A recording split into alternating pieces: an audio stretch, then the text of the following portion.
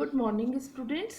आज का हमारा टॉपिक है वर्क एनर्जी एंड पावर, कार्य ऊर्जा एवं शक्ति। सबसे पहले हम कार्य के बारे में पढ़ेंगे कि किसी बल द्वारा किया गया कार्य कैसे निकाला जाता है।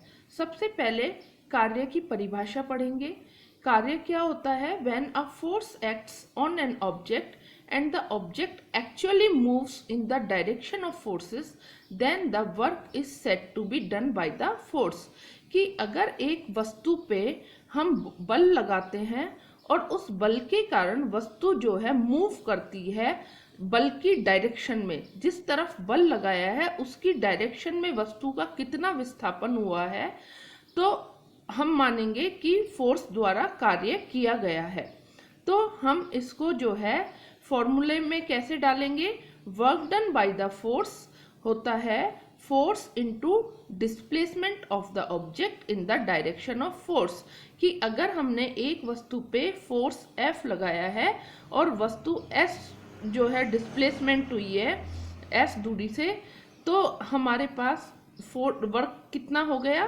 Force into displacement of the object in the direction of force, तो W हुआ F इनटू S। अब सपोज ये फोर्स हमने इस तरह से लगाया और वस्तु मूव हुई है इस डायरेक्शन में, तो अब हमको डेफिनेशन के अकॉर्डिंग जो है मूवमेंट डायरेक्शन ऑफ फोर्स में निकालना पड़ेगा, क्योंकि परिभाषा है force into displacement of the object in the direction of force.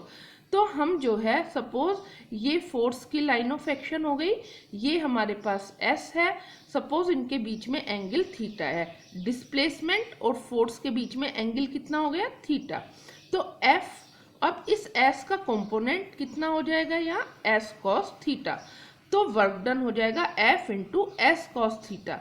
मतलब जब किसी एंगल पे डिस्प्लेसमेंट लग रहा है, तो डिस्प्लेसमेंट एक एंगल पे हो रहा है, तो हमको उसका फोर्स की डायरेक्शन में कंपोनेंट निकालना पड़ेगा, तब हमारे पास टोटल वर्क डन हम निकाल पाएंगे F into S cos theta.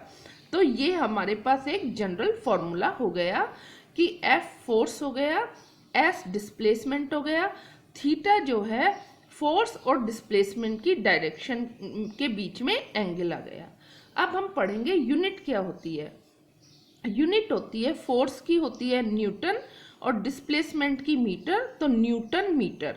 इस न्यूटन मीटर को हम जूल कहते हैं। ये SI यूनिट में हमारे पास यूनिट आ गई, SI सिस्टम में, ठीक है। और अगर CGS में इसको अर्ग बोलेंगे, और 1 जूल 10⁻⁷ अर्ग के बराबर होता है। तो अब हम विभिन्न जो है एंगल्स के लिए किस तरह से निकालेंगे वर्क डन। जैसे थीटा 0 है, इसका मतलब जिस डायरेक्शन में फोर्स है उसी डायरेक्शन में डिस्प्लेसमेंट है, तो निकल जाएगा F इंटू S, क्योंकि cos थीटा क्या हो जाएगा? 0, तो फोर्स हो जाएगा F इंटू S, ठीक है।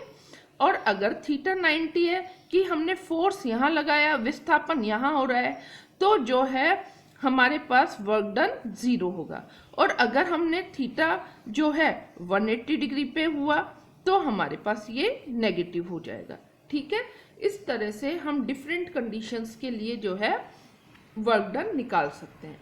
अब मान लो फोर्स हमारे पास कांस्टेंट नहीं है। अभी हमने जो ऊपर बात करी थी वो कांस्टेंट फोर्स F की बात करी थी। अब सपोज हमारे पास जो फोर्स है वो वेरी कर रहा है, तो हमको उस फोर्स का एवरेज निकालना पड़ेगा, और एवरेज फोर्स के कारण कितना डिस्प्लेसमेंट हुआ है उसके गुणनफल को हम बोलेंगे वर्क डन। जैसे अगर एक बार हमने F फोर्स लगाया, फिर F2 फोर्स लगाया, ठीक है, तो एवरेज फोर्स कितना हो गया? Half F1 plus F2, displacement हुआ S, तो टोटल वर्क डन हो गया एवरेज फोर्स इंटू डिस्प्लेसमेंट।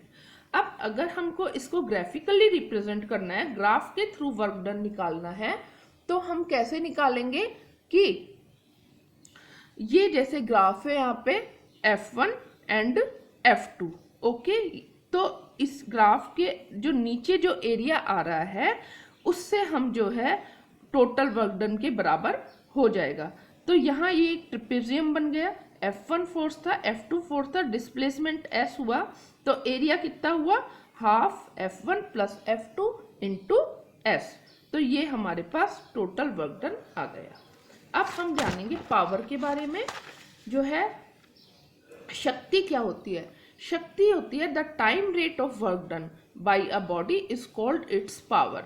मतलब रेट ऑफ डूइंग वर्क, कि कार्य करने की दर को हम जो है शक्ति कहते हैं। किस रेट से, कितनी स्पीडली जो है हम कार्य कर रहे हैं। तो पावर हो गया work done upon time, work done upon time.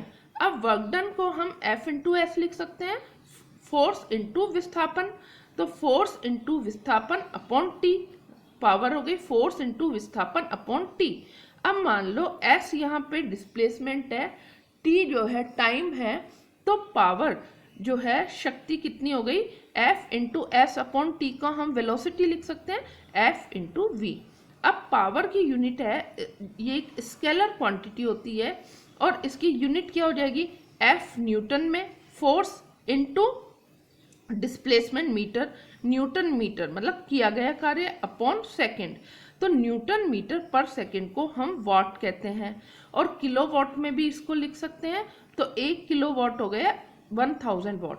शक्ति के लिए हम हॉर्स पावर का भी यूज करते हैं शक्ति को की यूनिट के लिए, और 1 हॉर्स पावर 746 वाट के बराबर होता है। अब हम बात करेंगे ऊर्जा की। ऊर्जा क्या होती है? Energy of a body is its capacity of doing work. कार्य करने की क्षमता को हम जो है ऊर्जा कहते हैं। ये भी एक स्केलर क्वांटिटी है। इसका एसआई यूनिट में जो है हम जूल ही होता है, जो कि वर्क डन की यूनिट है। अब टाइप्स ऑफ एनर्जी ब्रॉडली हम 2 पार्ट्स में जो है एनर्जीज को जो है बांट लेते हैं, जैसे काइनेटिक एनर्जी और पोटेंशियल एनर्जी। काइनेटिक एनर्जी क्या होती है? The energy possessed by any object by virtue of it's motion is called it's kinetic energy. जो वस्तु में उसकी गति के कारण जो ऊर्जा होती है उसको हम काइनेटिक एनर्जी कहते हैं। तो काइनेटिक एनर्जी हो गई हाफ mv स्क्वायर। m यहाँ पे वस्तु का मास और v उसकी वेलोसिटी, उसके अंदर एक मोशन है जिसकी वेलोसिटी v है। तो काइनेटिक एनर्जी हो गई हाफ mv स्क्वायर। ठीक है। और अगर हम इसको मोमेंटम की फॉर्म में लिखें तो मोमेंटम होता है m इंटू वी, तो formula p square upon 2m। Potential energy क्या होती है? The energy possessed by any object by virtue of its position और configuration is called its potential energy. जो वस्तु में उसकी स्थिति के कारण जो ऊर्जा है उसको हम पोटेंशियल एनर्जी कहते हैं। Potential energy gravitational potential energy, elastic potential energy हो सकती है, इलेक्ट्रिक पोटेंशियल एनर्जी हो सकती है। अब हम principle of conservation of energy पढ़ेंगे कि principle of conservation of energy क्या है, ऊर्जा संरक्षण का नियम क्या है। ऊर्जा संरक्षण का नियम ये कहता है कि the sum of all kinds of energies in an isolated system remains constant at all times, कि कहीं पे भी आइसोलेटेड सिस्टम में जितने भी टाइप की एनर्जी है वो हमेशा कांस्टेंट रहेंगी। इसको और अच्छे से समझने के लिए हम कह सकते हैं energy can neither be created nor be destroy, it can be converted from one form to another, the sum total energy is always same. कि ऊर्जा को ना तो हम नष्ट कर सकते हैं और ना ऊर्जा जो है उत्पन्न की जा सकती है, सिर्फ इसको एक फॉर्म से दूसरे फॉर्म में कन्वर्ट किया जा सकता है। तो अगर मैकेनिकल एनर्जी, जिसमें हमने काइनेटिक एनर्जी और पोटेंशियल एनर्जी पढ़ा था, ये हमेशा इनका सम जो है कांस्टेंट रहेगा। जैसे half mv square kinetic energy है, ये पोटेंशियल एनर्जी है mgh, तो इनका जो सम है वो हमेशा कांस्टेंट रहेगा। आगे जब हम क्वेश्चंस करेंगे नेक्स्ट लेक्चर में तो इनकी एप्लीकेशन से आपको और क्लियर हो जाएगा कि वर्क, पावर एंड एनर्जी को हम कैसे निकालते हैं।